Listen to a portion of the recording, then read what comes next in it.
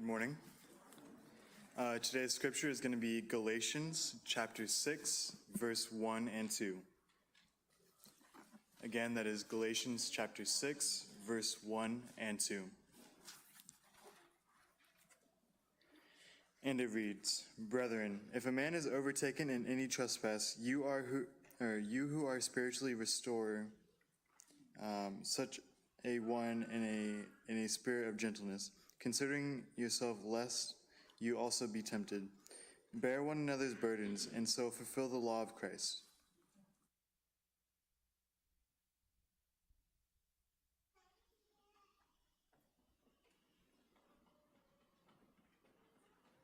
Good morning. It is certainly good to see everyone here, and glad that you are with us, and certainly glad and encouraged by those who are watching at home as well. There's a man named Dietrich Bonhoeffer, and you may have heard of him.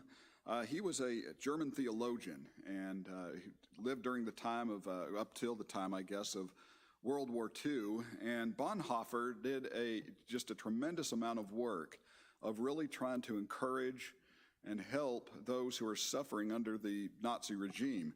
In fact, Bonhoeffer eventually was tried for the efforts that he made, and he was convicted, and they had accused him of trying to uproot Nazism, and he was ultimately put to death. But before he died, he was quoted as saying, I think, something that really is so applicable to generations well beyond what he lived. He said, "We must learn to regard people less in the light of what they do or omit to do, and more in the light of what they suffer." I think as we look at back in the Bible and look at the different people of the Bible and congregations and so forth, aside from the Corinthians, I don't think there was a people that was more had more in common with this, or had it apply to them more than the Galatians. When Paul wrote his letter to the Galatians, it was, if you notice at the very beginning of chapter 1, it was not just a letter to one congregation. Paul writes, as he did to this letter, he writes to the churches, plural, the congregations, in other words, of Galatia.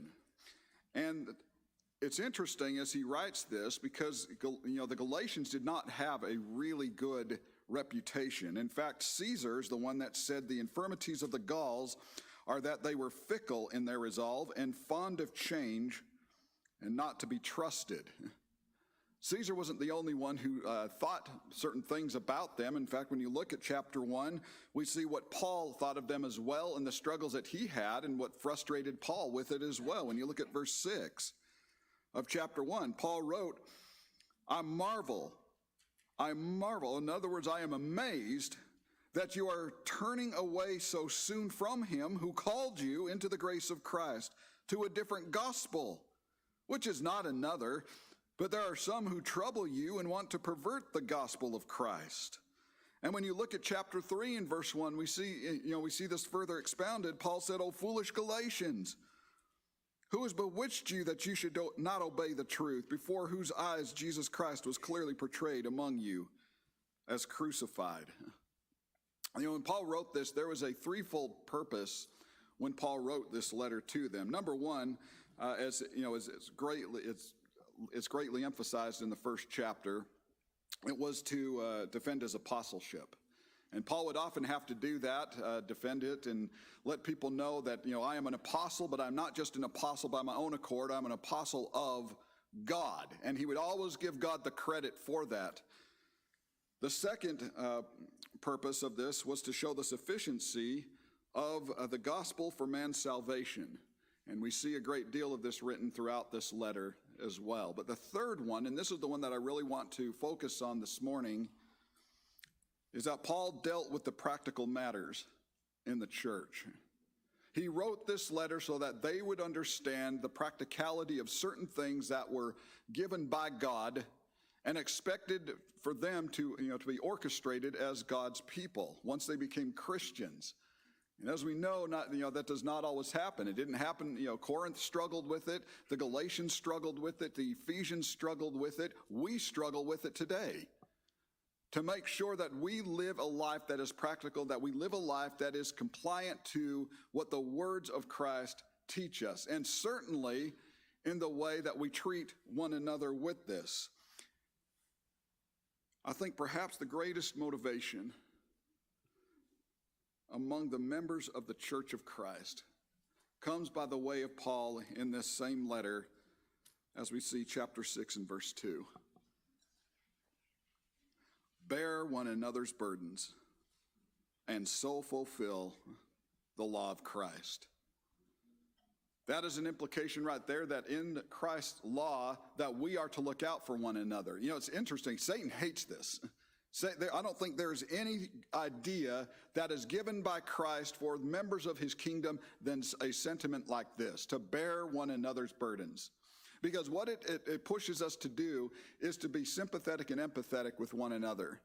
And Satan cannot stand unity.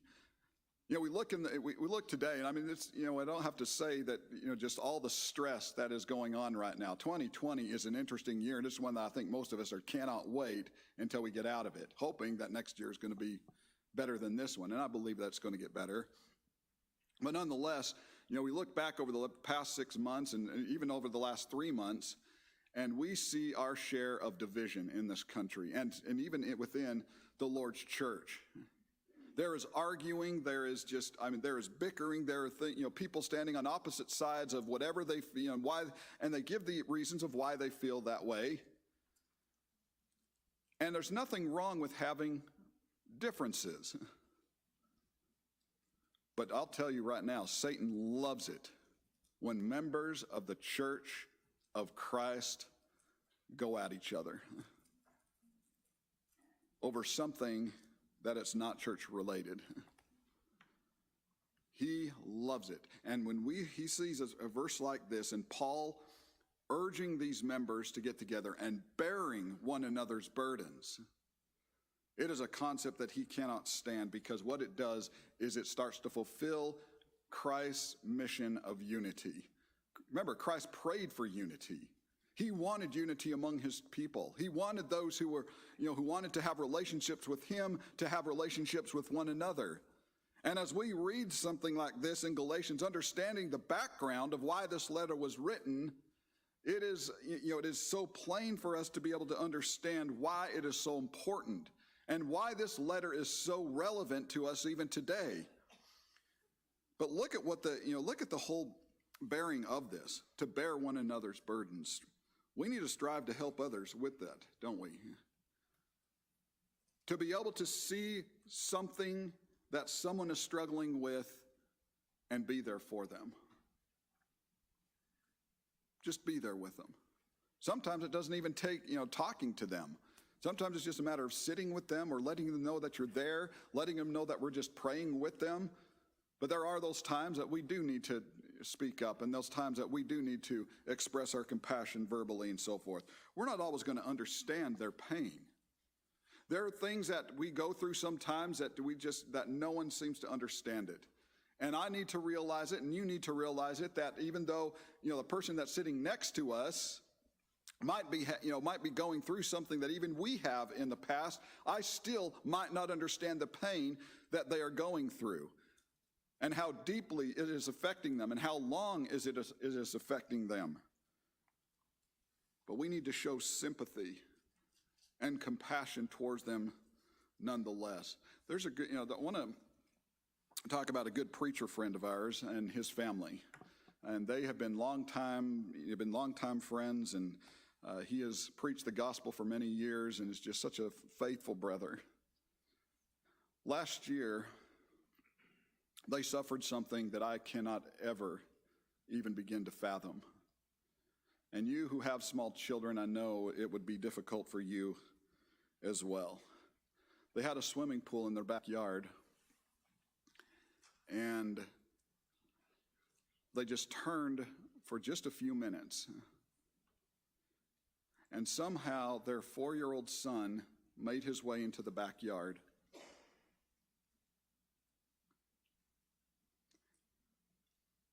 And was found by his mother, face down he had drowned. And it was so hard to watch them go through this and watch her blame herself, and she still does, and watch him blame himself, losing a child so suddenly.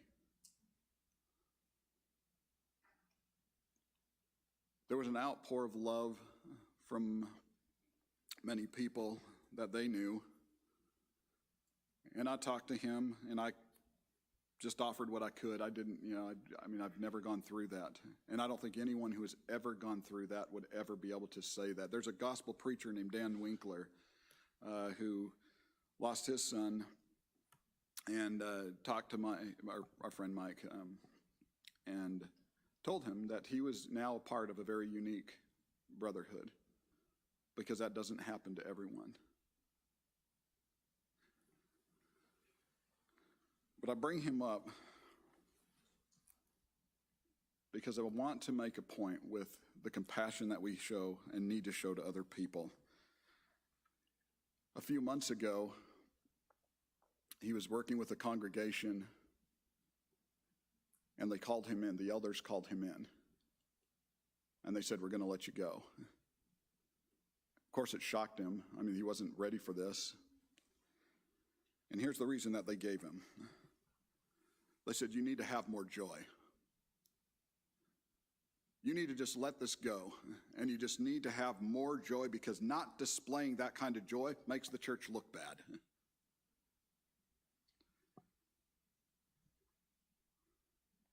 I was dumbfounded when I heard that, as I'm sure you are. Because there's nothing colder than to hear something like that after you've lost your child. You have to have more joy. Folks, the worst thing that you could ever say to someone who is going through something like that is, "You need to get over it."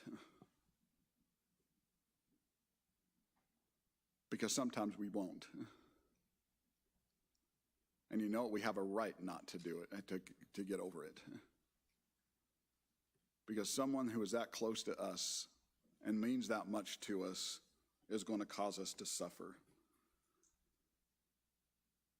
We need to bear one another's burdens. It was Paul who said in his letter to the Romans to rejoice with those who rejoice. And how great it is to be able to find happiness with each other, isn't it? When someone has a new child, when someone goes through something and it is just exciting, when there's a wedding, when there's, there's so many different things that can cause us to rejoice. And how great it is to have your church family there to go through that and to just express and just be excited for you and to encourage, and you rejoice with one another. But Paul doesn't stop there. He says we also weep with those who weep. We need to bear one another's burdens. I'm thankful to another good friend of mine, longtime gospel preacher named Don Blackwell. Don, you may be familiar with some of his work. He's written a lot of books and is the director of the Gospel Broadcasting Network, if you watch that. Great programming. But Don, last year, the year before, was involved in a serious accident regarding a four-wheeler. He and his wife he was actually preaching at a gospel meeting, and they were out on a Saturday before that, and he and his wife were on a four-wheeler together, and they hit, I guess, a ditch that they didn't notice and rolled, and it paralyzed him from the waist down.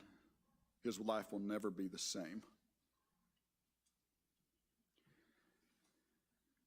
And as he recovered and was on the road to recovery, not once did I ever hear Don blame anyone.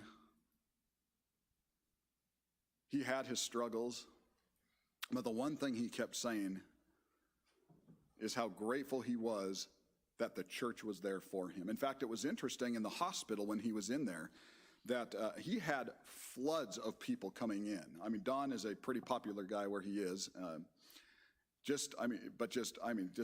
Literally thousands thousands of cards. He could not, they started posting them on the walls, ran out of space. They started stacking them, ran out of space. And there were so many people that were just an influx of love. And it was interesting because he was at the same hospital at that time as Kenny Rogers was. Kenny Rogers, at the end of his life, spent a lot of his time in the hospital. And they actually were able to meet and talk. And Kenny Rogers asked him, why all these cards? I think he was just floored at all of the attention that Don was getting in this hospital. And he said, how do you get through? And how all these, look at all these cards that you're getting and all the calls that you're getting. What is going on with this? And Don just looked at him and he simply said, well, I'm a Christian, and that's what we do. We bear each other's burdens. Don, I think, put it best over this last week, and I really appreciate him doing this. And if you want to do it now, you can. If not, you don't have to do it right now. But he said this is probably the easiest way to understand someone who is paralyzed. He said, put your hand out in front of you on a flat surface with only your ring finger sticking straight out in front of you. And then try to lift that ring finger. And he said, that's probably the closest you'll ever understand what it means to be paralyzed. I so appreciated him with such a simple example to help me understand, partly. And I know it is not nearly what he goes through on a daily basis. But when you start to understand things from their vantage point, that's when you start to empathize, to try to understand, to at least try to say, now I know a little bit of what they go through, just a tiny part. But that's what we need to be doing for one another, to bear one another's burdens with each other. And Paul the apostle, he loved his brethren. There was no one that meant more to Paul than the people that he spoke to. And what a life he led with this, doing the Lord's work with it. If you look back at 2 Corinthians chapter 1, Paul starts to really bring this into perspective. 2 Corinthians chapter 1, beginning in verse 3, listen to the comfort and suffering that Paul expresses right here. It says, blessed be the God and Father of our Lord Jesus Christ, the Father of mercies and God of all comfort, who comforts us in all our tribulation, that we may be able to comfort those who are in any trouble with the comfort with which we ourselves are comforted by God. Did you catch that? You see, we always turn to God, don't we? Or we should. And we pray to him, and it's easy to sit in a room by myself and pray to God and just petition him and ask him, please, Lord, get me through this time. But Paul says, I want you to go a step further. You sympathize with those. You look for those people. He says, Paul says, blessed be the God and Father of all comfort. And he comforts us, and then he says, so that we can turn around, and everything that we're going through, we can turn around and we can sympathize and empathize with someone else who might be going through that very same thing. By the way, that word comfort in these passages, it's the Greek word parakleseos, and it means console for the purpose of strengthening. We are to comfort other people. We are to bear one another's burden for no other reason than to try to encourage them and go through things with them and console them for the purpose of strengthening. But there's also a second part to Galatians 6:2 that I think we need to be mindful of. And it is probably even harder than it is to try to understand what someone else is going through. Because we do have, we have that difficulty, don't we? If I haven't experienced something, it's hard for me to get on the same level. I can sympathize, and I need to sympathize. And I need to try to comfort as much as I possibly can. But if I haven't gone through that, there are emotions that I have not felt that I just don't get what that someone else is getting. And so that can be very difficult, but there is something that is even greater in difficulty in a passage like this. And that is to allow others to bear your burden. We don't do that as much as we should. And we don't do it for different reasons. I'm ashamed, or I just don't want to put this on them, or I don't want to be judged, or I don't want them to just think less of me, or I don't want them to just, they have better things to do. Whatever reason it is, I don't put my burden on the church, and that is a short-sighted thought, and I'll tell you why. When you look at 2 Corinthians, same chapter, verse 8, listen to what Paul says right here. He says, "We do not want you to be ignorant, brethren, of our trouble which came to us in Asia, that we were burdened beyond measure, above strength, so that we despaired even of life." Can you imagine that? Paul and his companions were it weighed on them so heavily with what was going on. He said that we were burdened beyond measure and above strength, so that we despaired life. Can you imagine it being so bad for someone? And Paul certainly had it bad in certain situations. And I know people have gone through the worst of the worst in this life, and they wonder, why, what is even the point of living anymore? And that's exactly what Paul felt when he wrote this, as he wrote this letter and conveyed his feelings to them. It was so bad and so horrific, the things that they were going through. He said, we despaired even of life. And yes, we had the sentence of death in ourselves, that we should not trust in ourselves, but trust in God, who raises the dead, who delivered us from so great a death, and does deliver us, in whom we trust that he will still deliver us. And so Paul said the only thing that we had to hold on to through all of these things that we were going through is knowing God was with us. But there's something else too. Look at verse 11. He says, you also. He says, we knew we were going to get it. When we were facing something that we were just questioning, could we even go on? Is it even worth going on? We knew God was with us, but we also knew you were with us as well. And folks, there is not a greater encouragement than your church family, because your church family will be family to you, sometimes even more than your immediate family. He says, you also, helping together in prayer for us, that thanks may be given by many persons on our behalf for the gift granted to us through many. Can you imagine Paul, Saul of Tarsus, who carried the burden of his past with him in all the days that he preached, brought it up a couple of times when he was standing in front of being sentenced, in front of government officials, recounting, the days that he had tortured and humiliated those in the church, carrying this burden of past, destroying lives, and now he thanks those very people because they were the ones that were there for him to lift him up.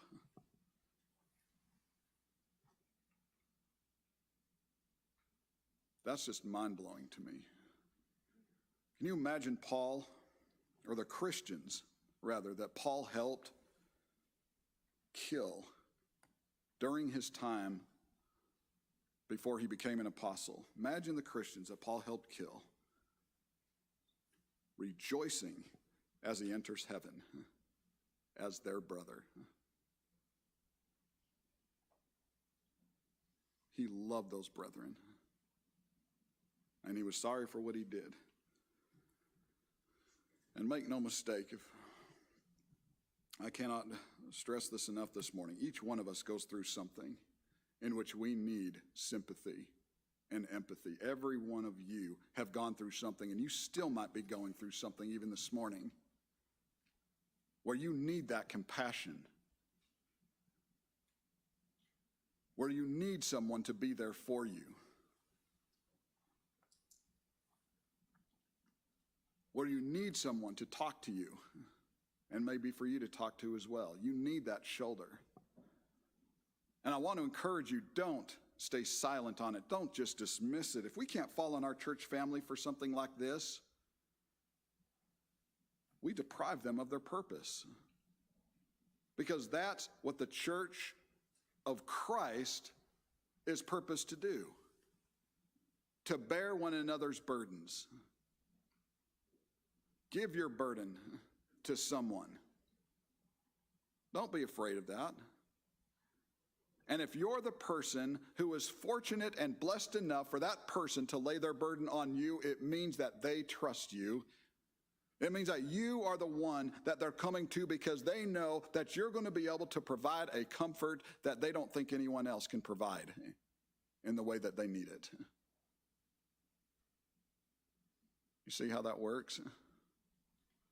Bear one another's burden. Friends, if you're suffering or struggling with something, do not keep it bottled up inside. Your burden can be so strong that it may cause you to disconnect from Christ or his church. That's how strong a burden can be when you don't take care of it. Bear one another's burdens.